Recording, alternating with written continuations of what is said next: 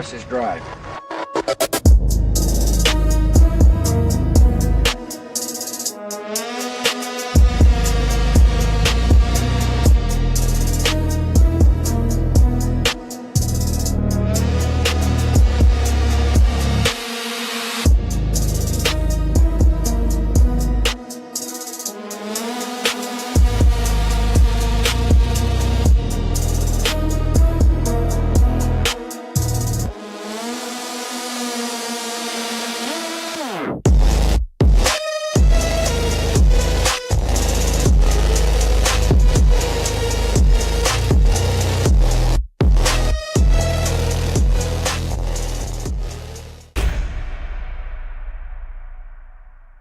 What's up, everybody? Welcome back to No Party Affiliation. Every week we're going to run the same drill: what's true, what's missing, and who stands to gain. The only side we're on is reality. We're not here for party line politics. We're here to discuss the history, the propaganda, and the unknown, to give you guys insight across a variety of personal perspectives, stretching all the way across from Hollywood to the CIA. So welcome in. Nothing is as it seems. As you can see tonight, we've got 5 people on the air, not just 4 as normal.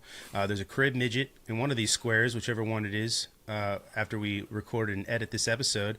But Chris and your lovely baby, welcome in, dude. You have some fun opinions tonight on TSA. I would love to hear those.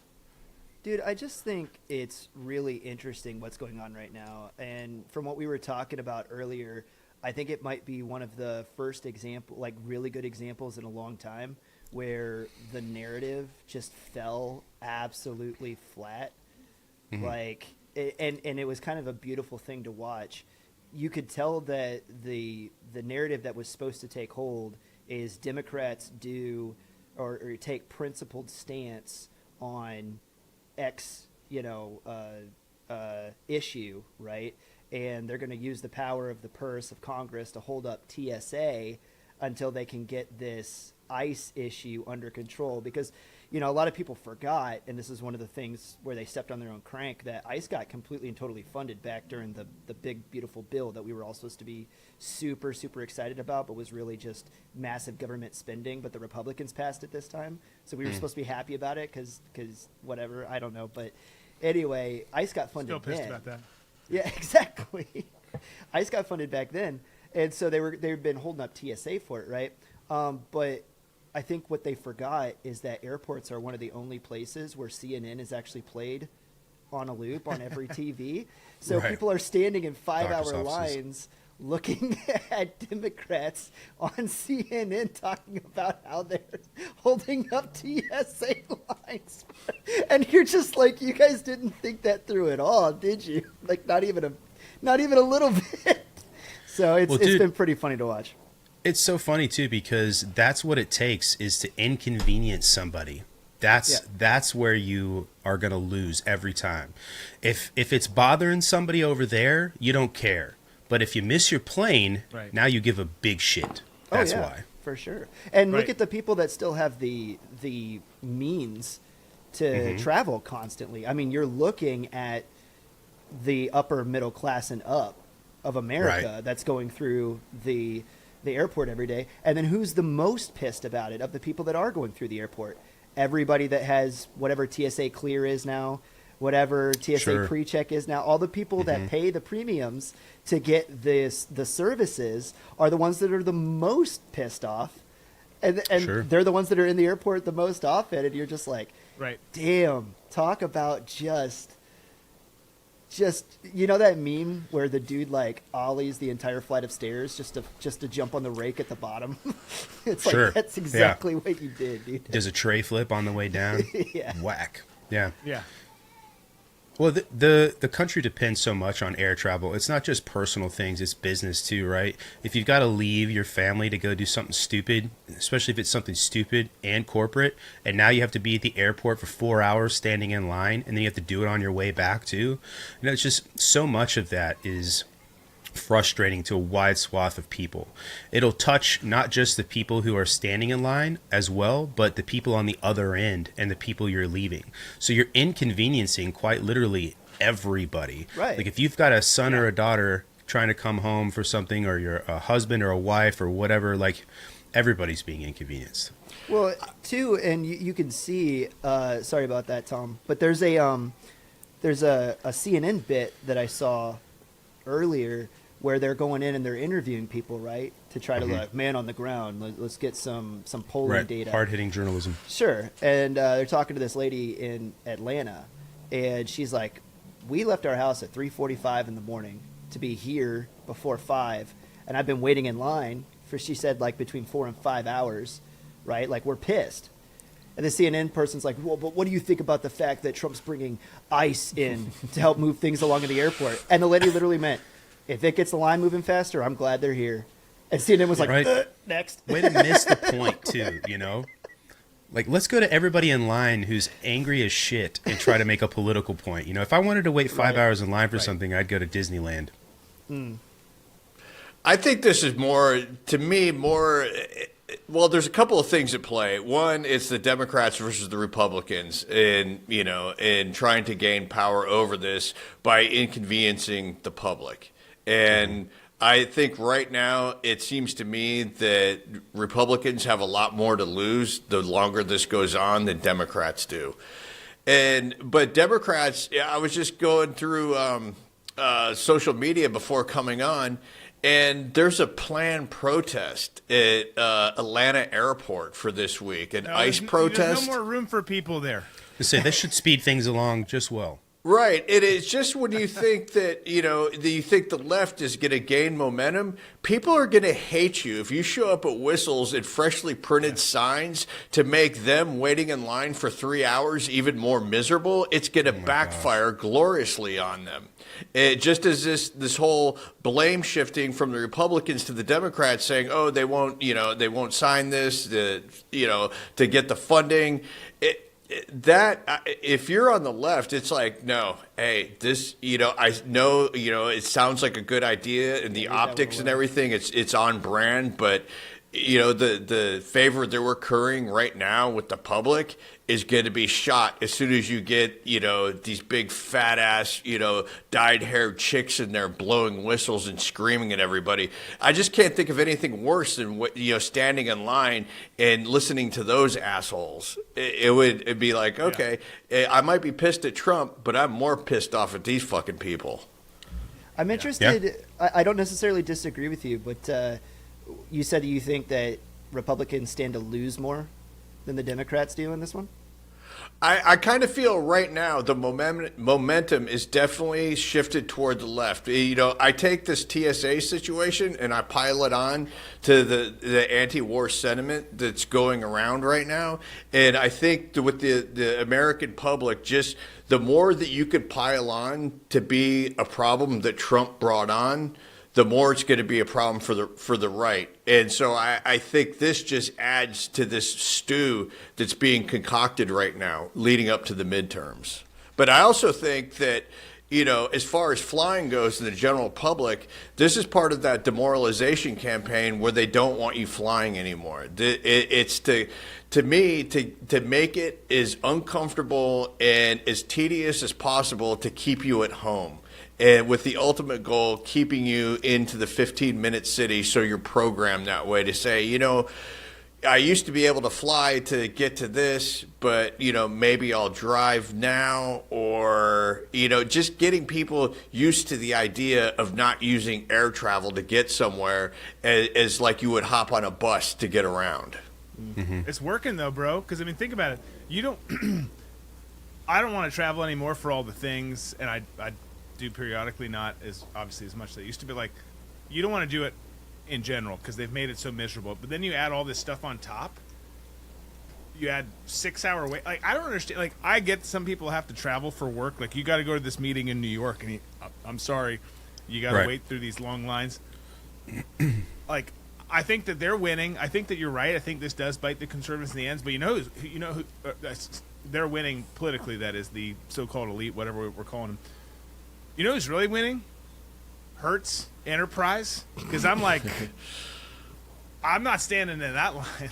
I'm gonna rent a Suburban, and I don't know if they don't do Suburbans that often, but whatever. But I'm gonna rent whatever. Like, I'm literally not doing it, and I hate that they're winning, and like trying to get us to not, expand the carbon footprint and go along with this BS climate change stuff.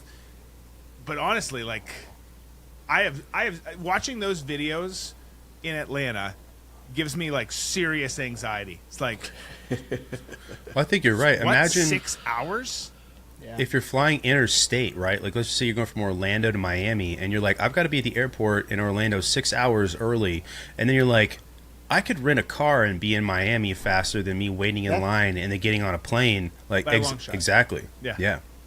I tend to I tend to agree with Tom's analysis, but like more from 2 degrees of separation, if that makes sense. I think net it probably is going to benefit Democrats more, especially come the midterms.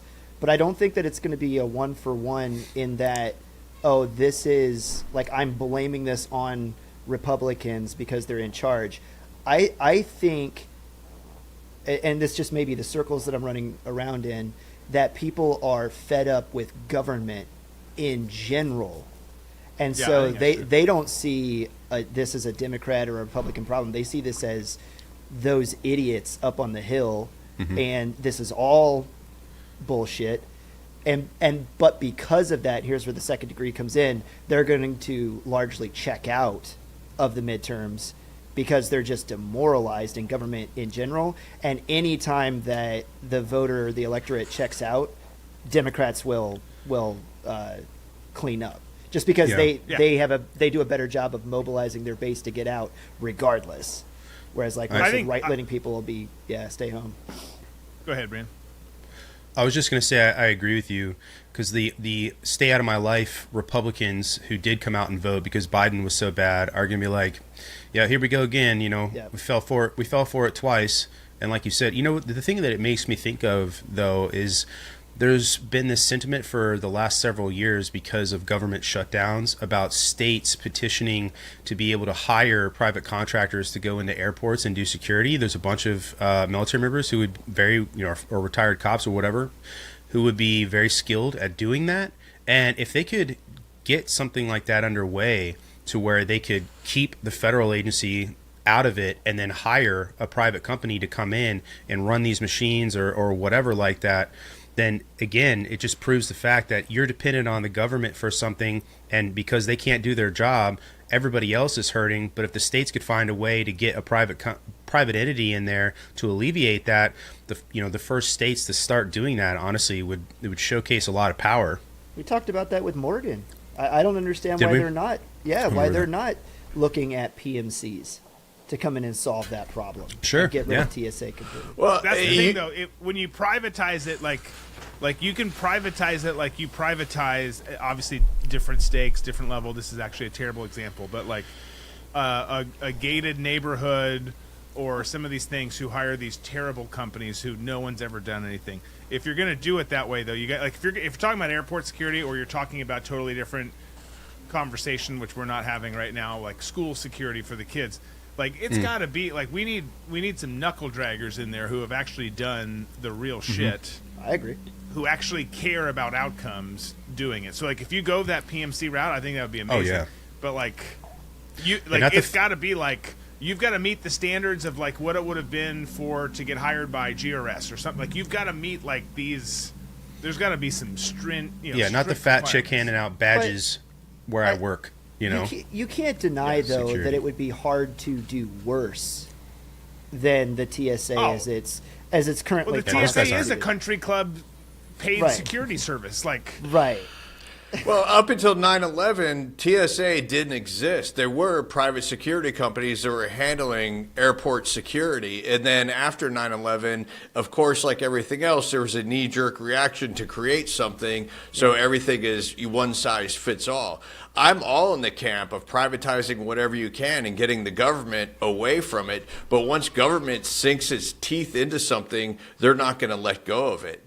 To me, the TSA, you can take it seems to me you could take a TSA agent and put them in the post office, or take a postal employee and put them at TSA, and the results are going to be the same. And I'm not just pointing out postal service. That goes for DMV, anywhere else. You're not getting people who, is to Drew's point, have a security background of some sort. You're just getting anybody to come in, train them up, and tell them what to look for, and have them go for it. But as far as points of failure go, I just don't see it with TSA and this.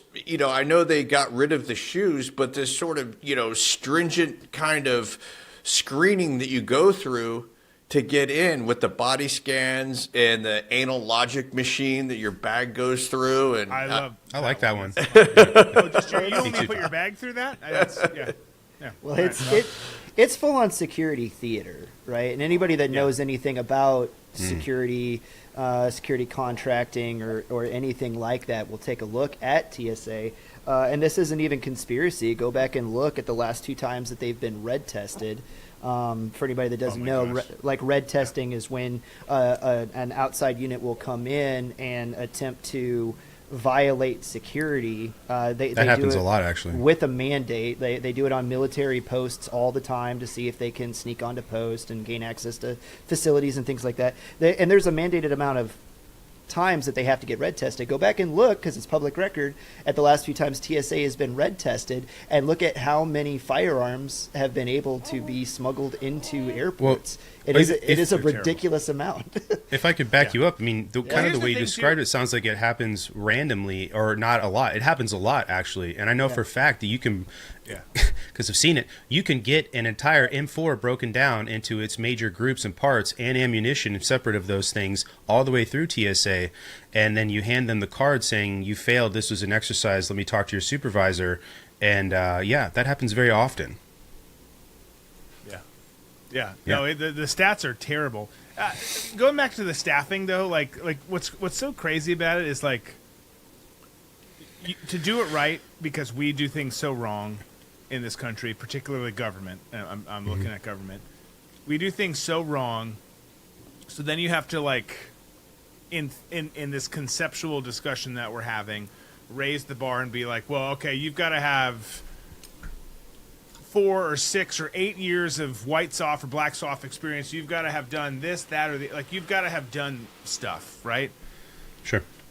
But at the end of the day, the difference between those dudes who would apply for those jobs and get it and pass the standards, and the difference in the people who are applying for TSA and work there, I'm sure there's 2 or 3 of you who work for TSA who are actually good people. So for you couple, please don't take offense to this.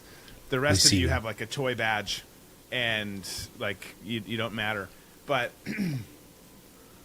literally the difference is if we hadn't gone so wrong, the difference isn't how badass, how many doors have you kicked, how many security details have you done for U.S. or foreign dignitaries overseas. It's not that. The difference is how much do you care about the outcomes.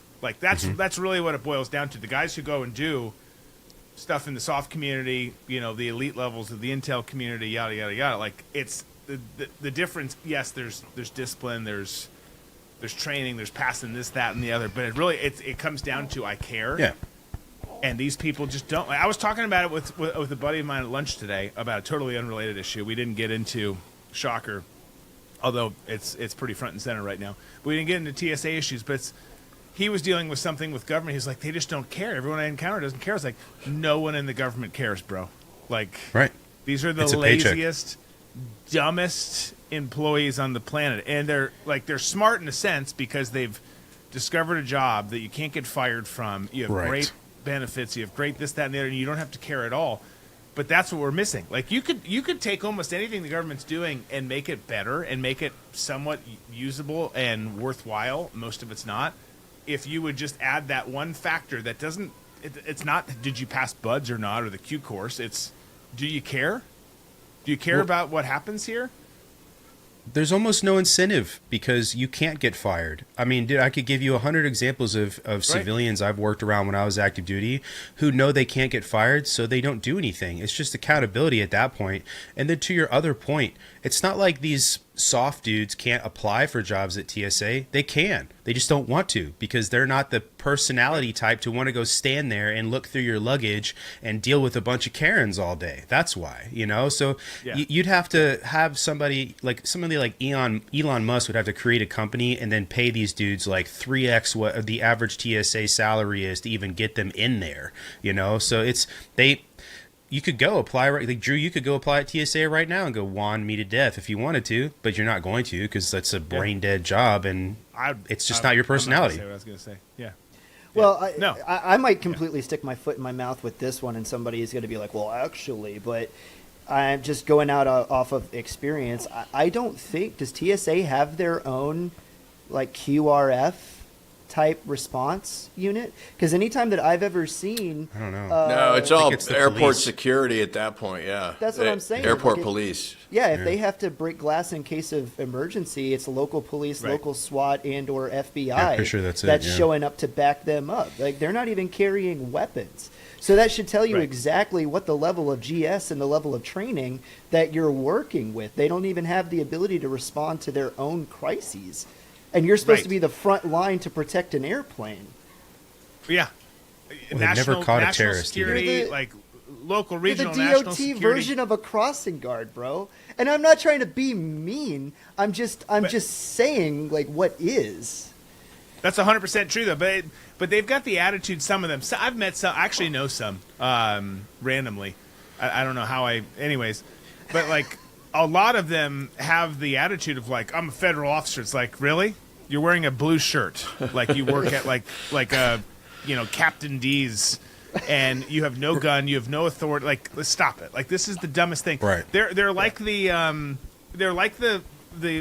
stewardesses and the whatever you call the gay guys who do it too. But like they're like those guys who got all this power trip, this complex during COVID. It's like, I'm enforcing federal law. It's like, no, you like, stop it, bitch. Like, you're not doing that. Right. You serve me crackers and water, and if First I'm of willing all- to pay you something The more. cops First are of going to all- come on this plane and remove me, not you, Barbara. Right. You know? Yeah. First of all, that mother effer right there ain't real. You Oh yeah. guys all remember I that? remember I love that, you, Tiffany yeah. Gomez. Let's talk. I really want to know what she I'm saw. happily married, but like, let's. Yeah. I don't buy the narrative on that one either. But no, it's Tom. I wouldn't doubt it, man. The inefficiency of the government can do a lot of different things, and one of those is a lack of confidence in anything that they manage. And it wouldn't surprise me if all of this incompetence is just weaponized incompetence to predictive program your brain into believing that this is normal, and so you start to sort of the way that people begin to self-censor themselves because they think it's not worth it to stick up for themselves, that you'll start to do that to yourself in other ways. I'm just not going to travel. I'm just not going to do this. I'm just going to not do that, because it's a hassle. And the next thing you know, you've abdicated those freedoms. Right, And it works, man. Because I mean, I literally already said that. I feel that way. Like my sense is like, if you in the next several weeks, if you guys were like, hey, let's get together, let's go to if you're like Vegas. Cabo, I'm like, all right, we're doing it, but like let's get together and do an offsite like powwow for some stuff to strategize. Like, no, not doing it. I don't. Right. I don't It's want not worth to it deal right with now. that right now. My blood pressure is already high enough. Like, I will explode and die in an airport. I just don't want to die in an airport. It's I not my pay to see preference. that. But yeah, to me, it goes back to conditioning, because we're now 3 generations in of people who don't know what airport security was pre 9/11. And so to them, they've been conditioned to think, oh, this is just the way it goes. You take off your shoes, you take off your belt, you remove your computer, your laptop from your bag, and then you put it in, and then you get patted down if a random check. My son, who's 18, has been getting a random check ever since he was 12 years old. So he only knows that when he goes to the airport, he's going to be patted down by TSA for some odd reason that he's a bug in the system now. And Interesting. to him, he's Probably been 'cause of your conditioned. takes. What's that?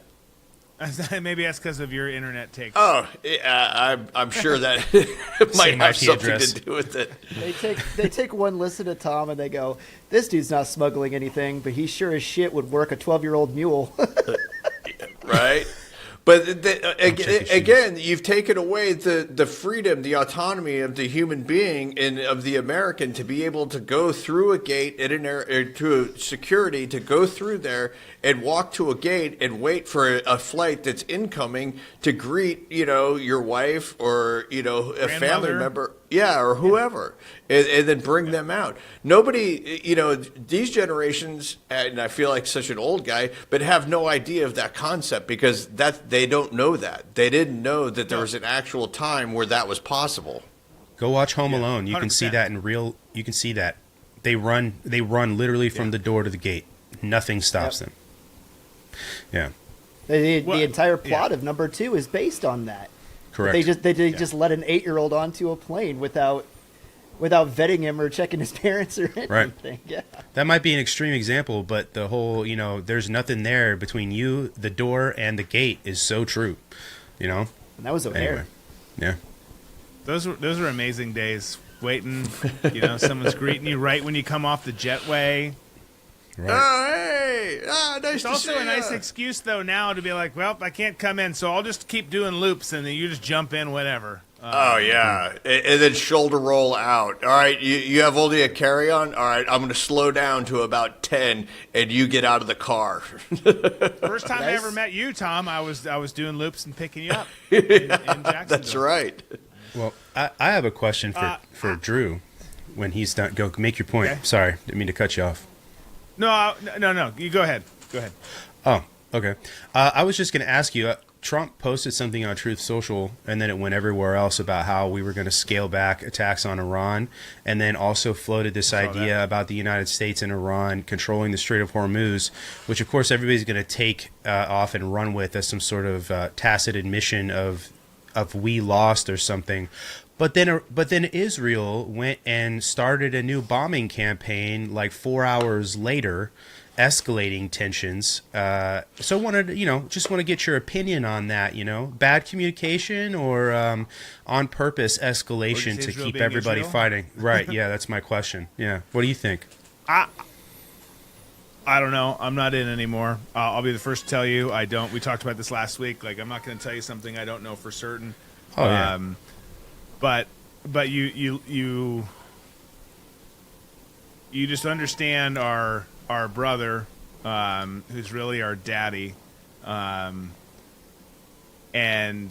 you see how, because they've done this multiple times. They did this during negotiations back in the day with Israel and Hamas. They did that. This is just who they are. So I see one.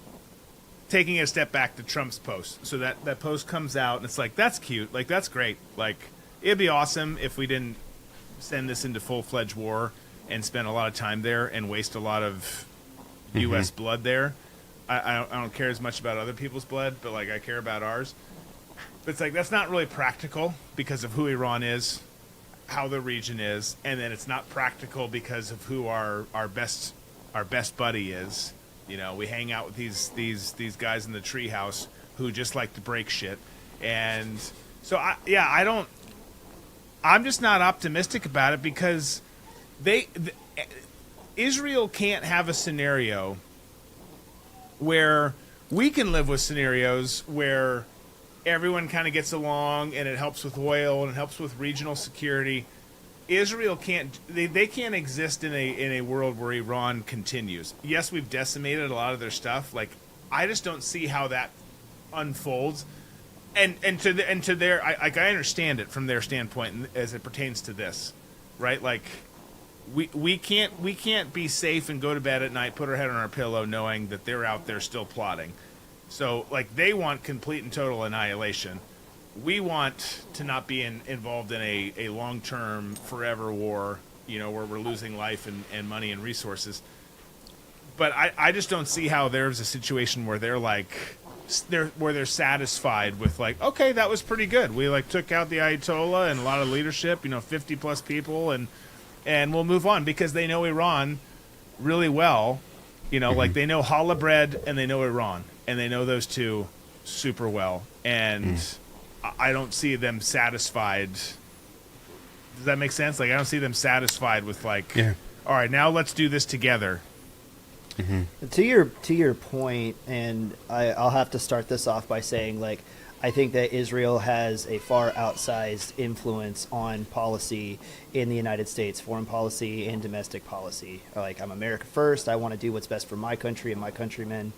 Like, Yeah. I don't ever want to put another country's well-being above my own, and don't like politicians that do so either. That being said, I think that we've also noticed, and I can hear the keyboards winding up right now. I think that we've noticed that very recently, there's also been this wave cresting of, dude, if there are certain people, if they stub their toe in the morning, like, frickin' Israel, man, like, I knew it. And it's like, that's the only piece of analysis that they even choose to recognize, as if there's no other players on the world stage, even though there's hundreds of other countries that are vying for power and all that stuff. So both of those things exist, right? Very true. But that being said, to your point, I think that it actually shows that President Trump isn't as swayed behind closed doors as people are accusing him of being by Israel, because when Israel wants to force things, they'll just go out and do it, and like this, like starting a bombing campaign all of their own to put the United States in an awkward position to then have to put up or shut up and back them up as an ally or not. You know what I mean? Because it's like, and my evidence for that, right, is like, because if they were so crafty and manipulative behind closed doors and it was working that well with the American president, then they wouldn't have to resort to moves like that. Yeah. If that makes sense. I think you're right. I think that's a fair assessment. I think that they want what they want. They're going to do what they want to do. They win with a lot of our politicians. They don't win with all of them. And then there's some miscalculations on our part where we'll get them to do what we want because we're America. And then they're like, no, mic drop, we're Israel. And we're just going to do whatever we want. And to a certain point, like, an extent, like, by the way, Israel, like, I pick on you sometimes. Like, I do like you. And I do respect the fact that you're like, we're going to do our own thing. I'm all for that. Just, it does, sometimes the lines cross and then it doesn't work for us. It's like America. any But, of these European countries, I'd want to be allies with them if they fucking behave. I'll talk shit about Germany or France or the UK all day long if they want to behave this way. The same with Israel. They're no different. It has nothing to do with the fact that they're Jews. It has to do with the fact that you're another country that the United States helps out all the time, and then you don't want to play ball. Yeah. Like, that's it. Yeah, exactly. Yeah, it to me it feels like you have two people who are in a fight. They're in a street fight, and they come to a point where they're like, okay, we've traded enough punches. Let's just call it a day.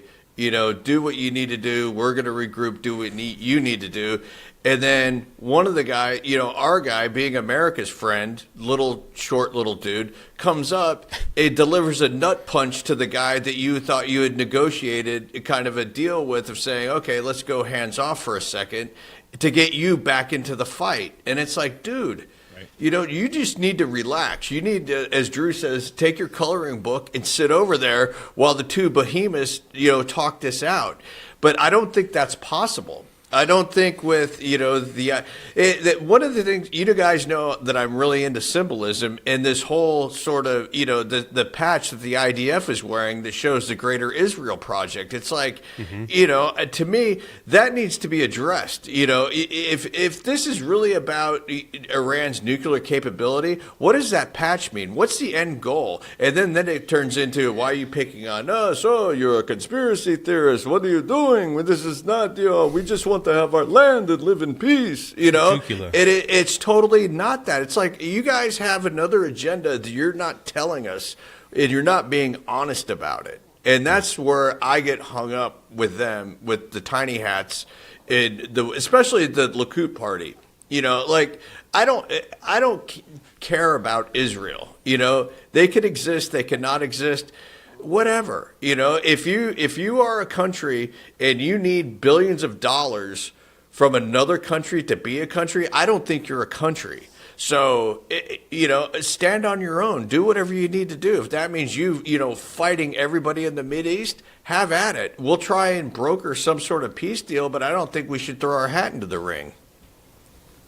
You described it that way. I've described it in the past like a drunk girl. A drunk white girl in a bar that constantly drags her boyfriend into fights that he doesn't want to be in. Like I was just vibing Tiffany. What now? And next thing you know, you're getting a left hook from some other dude at the bar, and you're like, what? Because the chick was mouthing off. You're like, what the hell, man? Yeah.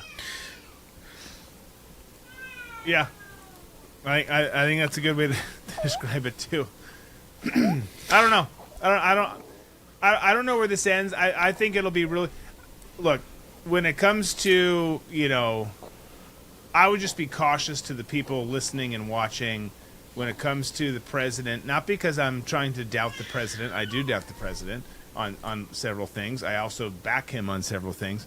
But when it comes to, like, we think that it's going to be quiet for the next several days, and we think that there's some positive stuff coming. Obviously, Israel went and did what they did right after that.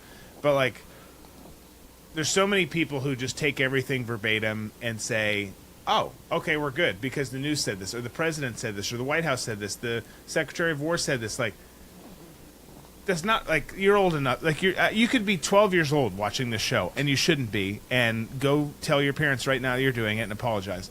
But it doesn't take much to figure out, like, that's just not how it works. Like, it's not going to go that way, especially when it comes to this kind of stuff.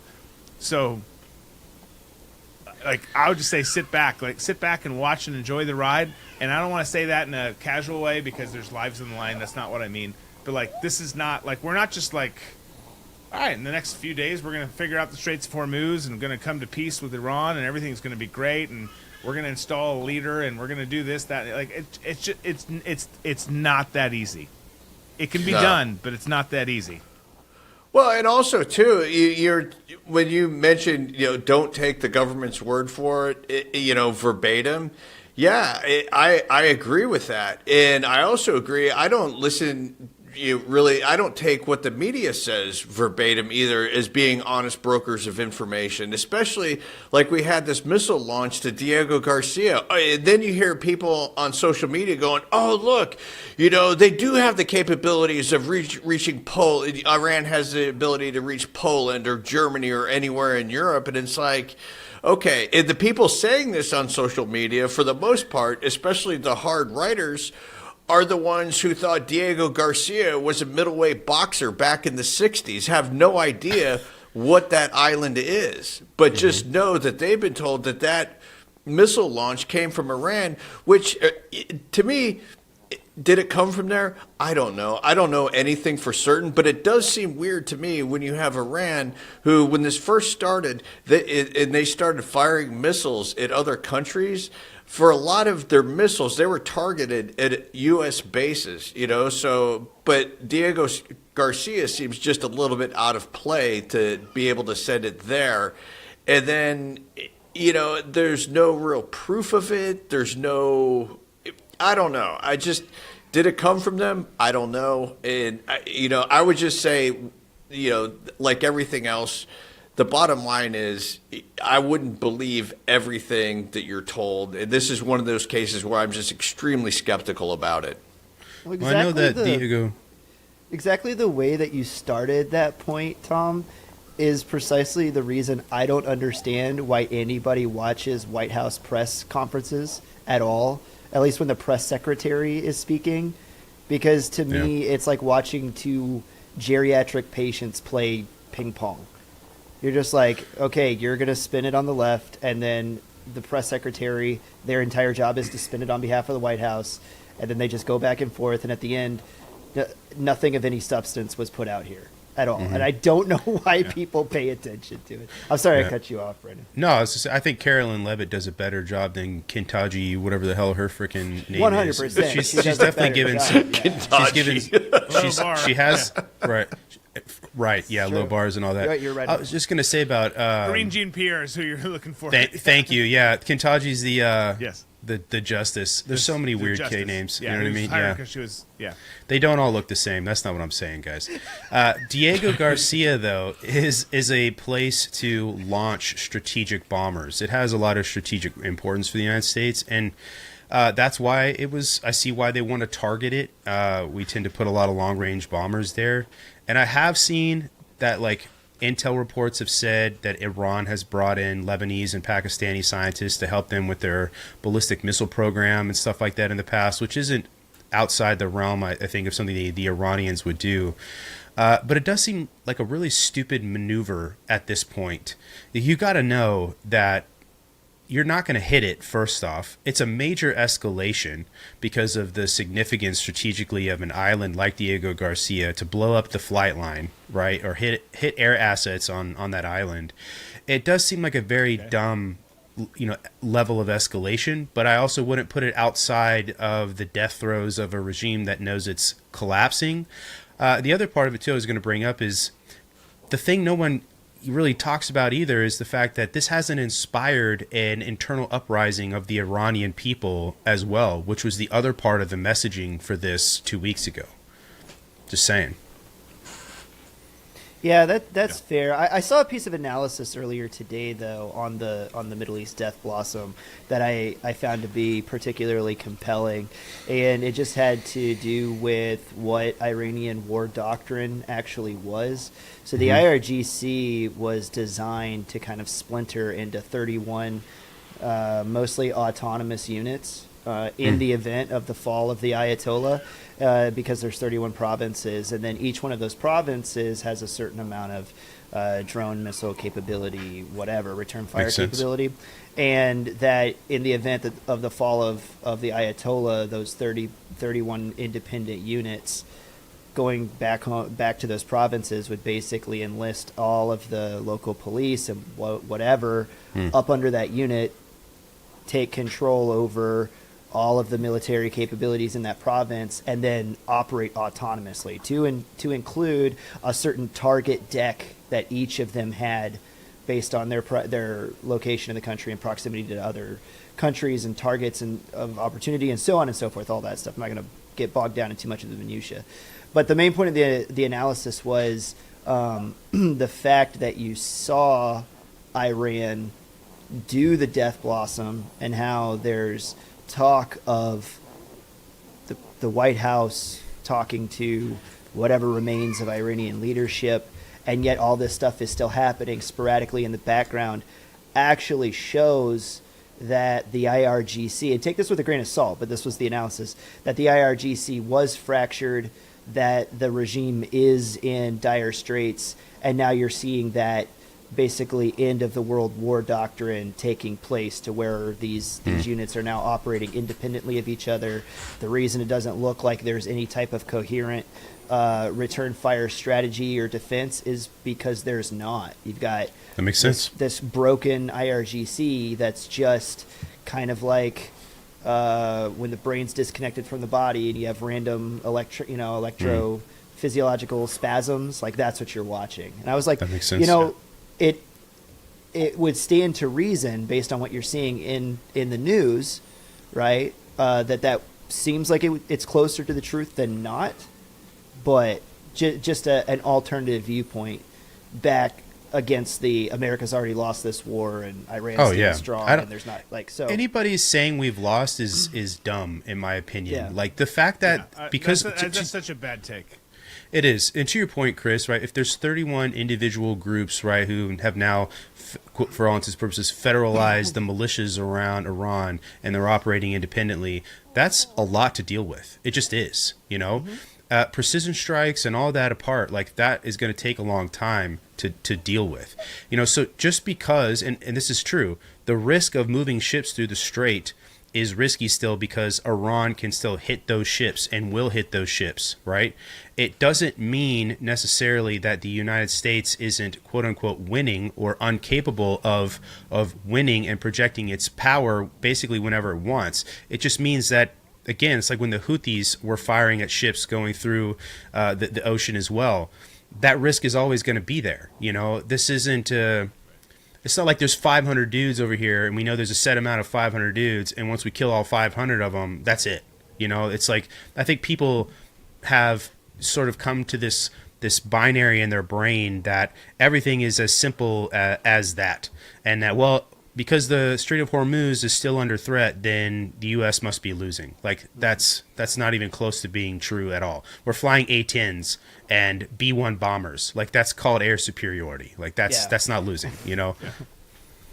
Low and Yeah. slow, baby. Exactly. Well, some people just don't want it to be successful, and I get it. Like, I'm not There's pro that too. forever war. Like, if we do this the right way, then it works. But like having it not go perfectly, or having it not look like this outcome that you want in your mind, which by the way doesn't matter. Your outcome, mine too. Like, our outcomes don't matter. Like, and that doesn't determine whether it's successful or not. Like, if everything we have done there so far has been largely successful. And that's not me saying I support Correct. everything we've done. It's also not me not saying I don't support everything. It's just matter of fact. And if we want to do this, we can do that. Like Yeah. that whole take that it's not going well is like the dumbest thing ever. It's like, what else do you want from our men and women who are out there doing amazing work? You can say you don't like that they did it, but like they're doing it well. Now, I was just going to say, the one thing I was going to say about the group of people who seem to want the U.S. to lose this, because I think that's where a lot of these content creators are coming from, like the Ian Carrolls, the Jake Shields, the Valhalla VFTs, the Candace Owenses of the world. I think they do genuinely want to see the U.S. get its teeth kicked in. And I don't think that they're even anti-war. I think they're just anti-interventionalists, and I think that they are anti-American, quite frankly, and what America means in the present context. And that's what I've boiled down, that for me, most of this America First movement that isn't what we're talking about is an isolationism movement and a non-interventionalist movement. And you can be that, but we have to get off this idea that using the military automatically means we're going to get bogged down in a forever war. It's like this hesitation that comes from this that could cost, lives and resources.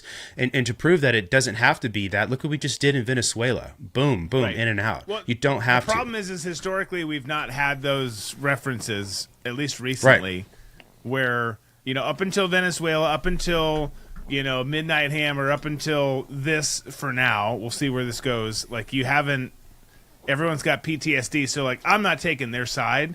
Like, I'm pro-isolationalist. I don't even want to say that word, 'cause I'm not pro that. I'm pro us taking care of us, and then interjecting when it makes sense for us and or our partners, because of it's for Mutual. us. Like those kind of things. But you can understand why some people, not necessarily the names that you mentioned, but you can understand why some I do. like, we can't do this anymore because we've never been able to do it. Like, we just have Rightfully. never executed this well. This administration, even though they get a lot of things wrong, they get a ton of things right too, they've actually pulled this stuff off really damn well, which is... I agree with you, man. I agree. And I feel like we've done a pretty good job, Brandon, of making the point that you have to have both a foreign policy and a domestic policy. Like both of those things have to be in place. Like, you have to be able to communicate to the American people what they are, what success looks like, give them metrics, let them know when you're winning, right, or when you're pulling up short. But to your point, Drew, I think that it's perfectly reasonable, to say, hey, this is just a hypothetical administration, not the Trump administration, but for a hypothetical administration to say, under this administration, we are prioritizing domestic policy over foreign policy for the next 4 years. That's not to say that foreign policy doesn't exist, but it is to say, like, under this administration, we're going to put a spotlight on domestic policy because it's been not paid attention to, for lack of, there's an actual word that defines that better. Ignored, right? right.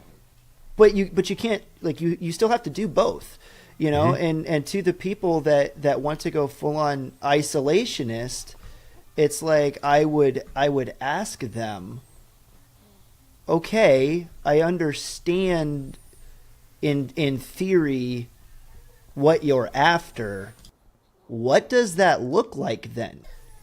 If you get everything you want, what does American foreign policy look like under your right? I think they think it means like a full Monroe Doctrine enforcement, maybe, and then there's probably some of them who don't even want that. But I don't think they realize just how much American foreign policy has shaped their lives at home, right? Like, if you want an example of that, just look at gas prices right now, right? American foreign policy makes those go up and down. It does. And if you think your life is going to remain the same, and I mean that to say that the life you've come up in is going to remain the same if America just slammed the door shut on everything it had going on around the world and went full internal, it's not going to. Like, that's just, we're all connected here, not to be all Greenpeace and gay. That's not what I mean. Like, the world itself is interconnected, and that's just your life would change drastically. Your children's lives would be very different from the way you grew up if that's what happened. It doesn't mean everything is going to be better. It also doesn't mean everything is going to be worse, but it's not going to be the same, and it's probably not going to be the same in a way that you like, you know? Yeah. Well, it's the old 2000, like, all of the, I mean, I can't remember who made the point. Should be good like, now, Tom. All of the different actors and skill sets that are involved in just making a pencil, you know? Right. Yeah. It's like you've got wood that comes Graphite. from wherever, graphite mined in Africa. Like, the tin is made over here, the rubber is taken from here. Right. Then it goes to, they all show up in a factory in Atlanta, Georgia, or whatever the case is, just to get your number 2. You know what I mean? But to your point, if you guys get what you want, as far as like full-on isolationism, great. Well, you can look at it from, it comes up in the war conversation, but you take a step back to the previous administration. This is still a conversation now, but on a different scope and scale. It comes up in war like, oh, we don't need to do this. Let's just defend our borders and take care of us. There's elements of that make total sense. There's parts of it that do, and then you get to a point where it stops to make sense. It ceases to make sense. But you can look back to previous administration. There's lots of conversation for the first time ever, not the first time ever, but on a broader scale, about BRICS, which is not necessarily conflict oriented. It's just, yeah, you can pull back and not partner with these guys and help these guys and defend them and do a security for oil deal and do a this for that deal. But all of a sudden you're boxed out and it's a totally different world. It's just, the point is it's never that simple. And I think the answer is usually in between. I say that a lot. I maintain it on this. I think there's some, in terms of national security and in terms of, how we do our foreign policy and spending, there's some answers in the middle that aren't like, let's just go fight with everyone and protect everyone and let's just not do anything and just stay here and watch Netflix. We could probably meet in the middle. Like, everyone's got some interesting ideas there, but like, it doesn't have to be, my point is in this, it doesn't have to be war related. It can be deal related, and the net outcome is still terrible for us. Like, if BRICS, the momentum BRICS was starting to get kept going, we've taken out some of the countries who were going to be in that conversation. The main ones are still there. Like, if that was like, you get my point. Like, there's a lot of other ways where it's like you can't just totally go into a cave and become a hermit, or you will lose. I actually would push back a little bit on the statement you made about BRICS not being confrontation oriented, because I do think it is.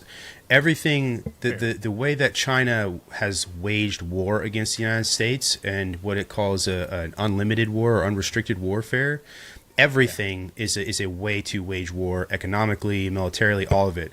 BRICS was designed to challenge the petrodollar, and I say that to say that it's interesting because the sort of connectedness that BRICS wants to bring about, even though it does challenge the petrodollar, this concept that we're all talking about by describing the interconnectedness of global supply chains and logistics and manufacturing and all of that, this is a concept that's been around for a long time, especially since like the Industrial Revolution, for sure, that the interconnectedness of everybody and the way we depend on one another is supposed to mitigate conflict and grand scale conflict, and it never has. It never has. There was a book, and the name of it escapes me, but it came out like a year before World War I happened, and it basically was this this economics theory on how the interconnectedness of Europe because of the Industrial Revolution would undo hundreds of years of conflict between these nations that used to be kingdoms and, fiefdoms and all these things, and that the interconnectedness of Europe would prevent a conflict ever happening to the scale of the Franco-Prussian War ever again. And then like a year later, World War I happened. But I'm just saying this concept that we're describing here, it's never prevented conflict. And the common denominator why is just human beings. Right. Yeah. No, I agree with you. I guess when I say like conflict, I mean like where some of these retards who are talking about it from the scope of a hot war versus more it's not military subtle or Cold War. Like it's it's a different thing. Like we're in a Cold War with a lot of people. So, but yeah, I absolutely agree with you. I think you're spot on. Word. Appreciate you. And I do think the word war is for the right. It's kind of it's the gender sort of chaos that the left has, where they can't really define it. Well, it's it's preemptive. It's they come up with all these different terms for it. So Yeah. So getting back to the isolationist, isolationist is to me like communism. On paper, they both sound great, but in reality, they just don't work. And it would be great to be an isolationist, but back to what you guys were saying, everything is so interconnected. And so to me, just every war that we've ever had has to do with money and banking and resources.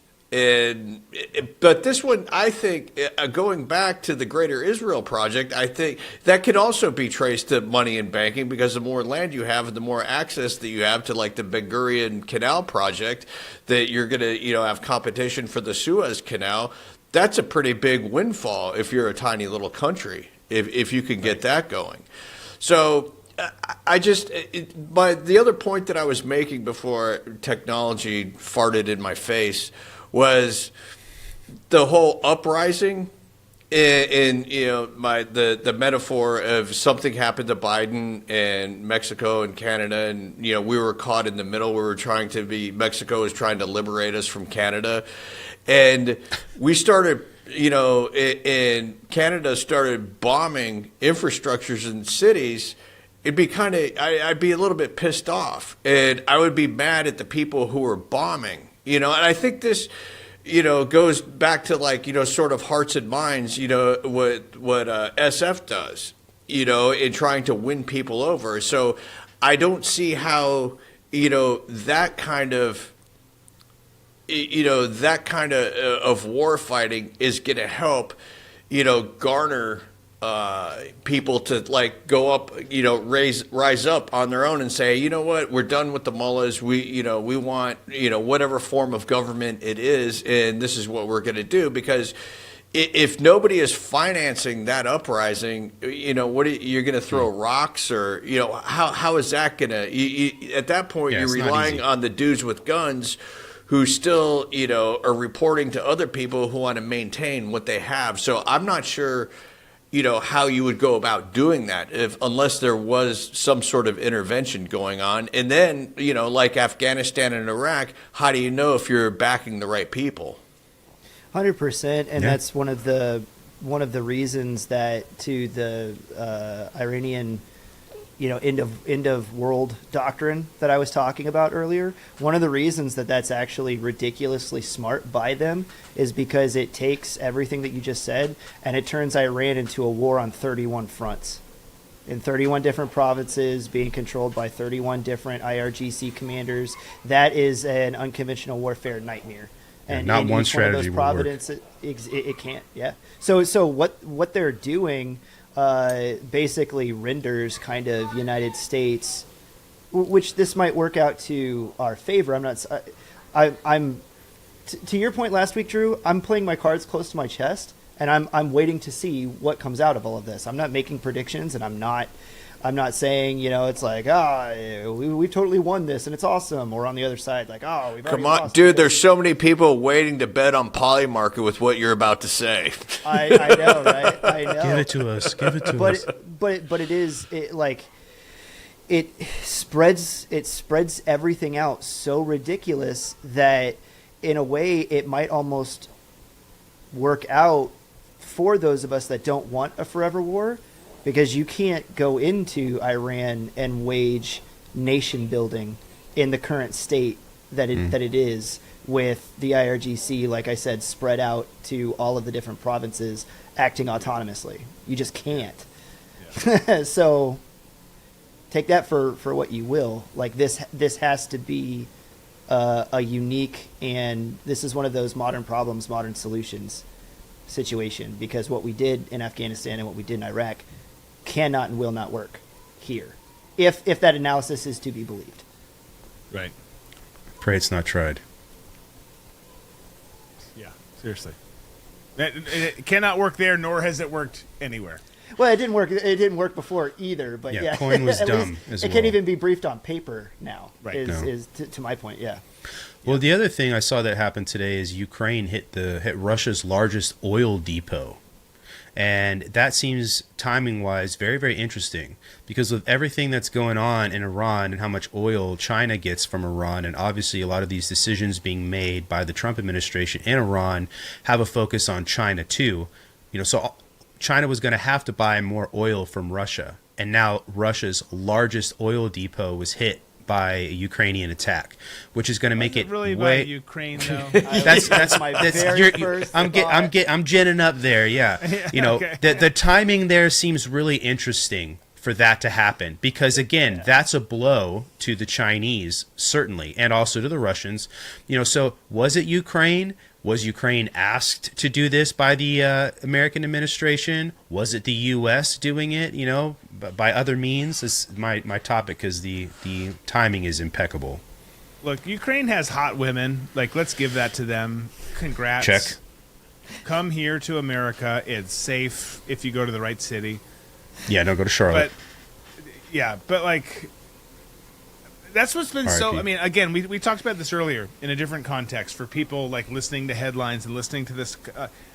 If there's one thing, I wish I never got into conservative media or national security commentary. That's the first thing. I wish I never did. I'm glad to be spending time with all of you now. You guys are my friends, audience. Love you too. But since I did, if there's one thing that I could impart on everyone, is just don't take everything verbatim. Don't take everything. Like the Ukraine example is such a great, perfect picture of the type of misinformation that's being fed to the American public by American media and global media. And it's always, Zelensky did this country did this, Ukraine did this against Russia, and pitting, Ukraine versus Russia. Like, do you have a blue and yellow flag, or do you have this flag? It's like, stop it. Like, you guys are, like, don't be gay. Like, that's dumb. Like, that's not how it works. It's not how it works at all. Ukraine's not that capable of anything. I'm sure they have a couple industries, like outside of porn and some of the other stuff. Like what else, Tom? What's Ukraine good at? Bare knuckle boxing and snuff films. Yeah. So like, What a list. good for you guys. That's awesome. I'm sure there's Bread. a couple other things. But Yeah, I was going to say they grow Agriculture. a crap ton of Agriculture. grain, right? Yeah. But they don't read those headlines and think like, oh man, like same thing with U.S., Iran, Israel. Like, don't read the headlines and be like, this happened. Take a step back and be like, okay, how did this really happen? Who has the means to make this happen? And why would they utilize their chips or cards on the board to do this? Like, that's what it all comes back down to. And I'm growing tired of people just taking the CNN headline and being like, "Did you see what they did? Did you see the ghost of Kiev?" Like, stop it. Do you mean like Can't be friends. You mean like renting a yacht and diving 300 feet or whatever it was to the bottom of the ocean floor and finding the Nord Stream pipeline and putting a charge to it? I mean, exactly like that. These Ukrainians are amazing. No, maritime branches. Well, I want to pull on that thread for a little bit and just who stands to benefit from Ukraine doing that to Russia in this timeline of doing that. It's the perfect smokescreen, because it can appear as though it's a Ukrainian target of opportunity and anti-Russia because of everything that's gone on. But given the effect it's going to have outside of that, it looks very pro-U.S. and anti-China and Russia, this axis, and by extension, right, to Iran. It's just the way it is. Because of the interconnectedness of the world and the energy market that has been under attack now for a long time, like that's what it is. That's what it looks like. Well, and to those with eyes to see. If you're Ukraine, I guess you can argue that you're dealing a blow to Russia being able to generate more money for its economy, but also you're talking about Russia exporting oil, and if Russia is no longer exporting it and making money off of it, I guess they can refine it and put it back into their war vehicles that are still invaded in your country. So that's why I'm saying, like, what would the Ukrainians stand to benefit if it was them that did it at this point? It's like the counterpoint to President Trump doing the temporary sanctions relief on Russian oil already at sea, right? Well, fine. If you're going to do that and they're going to make money there, then there's going to be a cost to that, and we're going to go hit the largest oil depot they have. So whatever they were about to recoup isn't going to be recouped. You know, these are things you could say. I obviously don't know that that's the truth, but that's a plausible argument. You know. Yeah. Well, I also don't think, like, Ukraine doesn't matter. Like, the people don't really matter. The government certainly doesn't matter. And in this case, Ukraine is a pawn in our game. Like, they're just a piece on the board. So, like, which obviously everyone in this conversation knows, but, like, there can be some, like, we give them wins on the surface in certain things, but it's like, what do they stand to gain from this? Like, well, it's like, who cares what they gain from this? Like, they're just, the intel world and the national security world is a means to an end game. So, like, you know, we want to strike a blow to Russia and China, especially, not just here, but especially given what's going on down here in South Asia. Like that's, I think for the people listening, like, because a lot of people probably ask that question, like, well, what about Ukraine? Like, the only people who care about Ukraine are Ukraine. Like, no one else, like, literally no one, like, and that sounds so mean, but, like, I don't give a shit, and I promise you, our government and my former employers don't care at all about you. Like, they just don't. Right. Like, you are a means to an end, and that's just how it goes. And it's not a nice or a clean game, but it's the game. Like, we will use you and abuse you to get what we want, and to send the messages and optics to our enemies that we want to send. And it will look like it's you, but they know it's like, Xi Jinping and Vlad aren't sitting around and being like, I can't believe Ukraine did that. They're like, all right, the U.S. did this. Right. How do we respond? Like, well, like that's... well, Ukraine is America's Make-A-Wish military, where it's like we give them a couple of wins so they can report it. Hey, you know, we're making strides against the evil Russians. When, like you're saying, everybody knows it's not them, but they're getting the credit for it. Right. Yeah, I want to back Drew up too, because people are going to think that we just started using them to do this, but that's not the case. It's just up until Russia invaded under the Biden administration, we had been using them for the longest time as a border state. They were a blocking position for the longest of time of, okay, Russia, you can go this far. Crimea. And so here's the border between Russia and NATO alliances, and Ukraine can exist in that gray space. Why do you think we turned a blind eye for so long about the fact that they've been, like, so high on the corrupt country index? Yeah.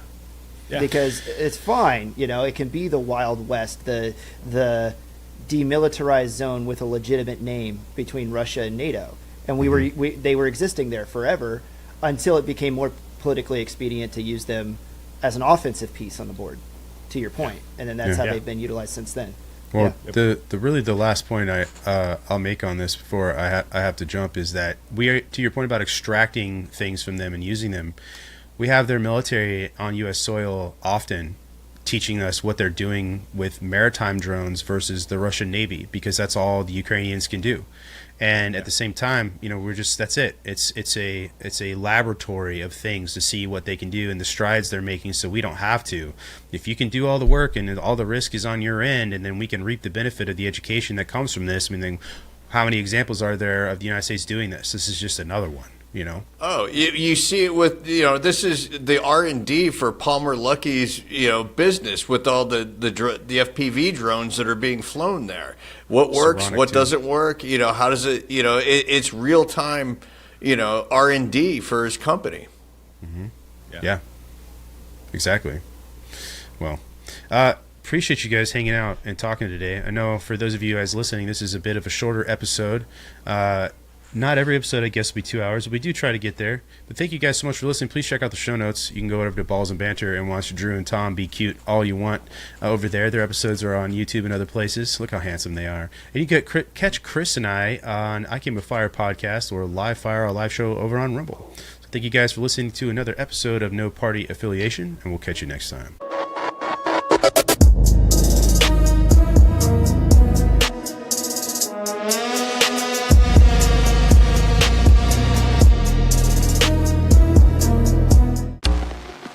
This concludes our schedule.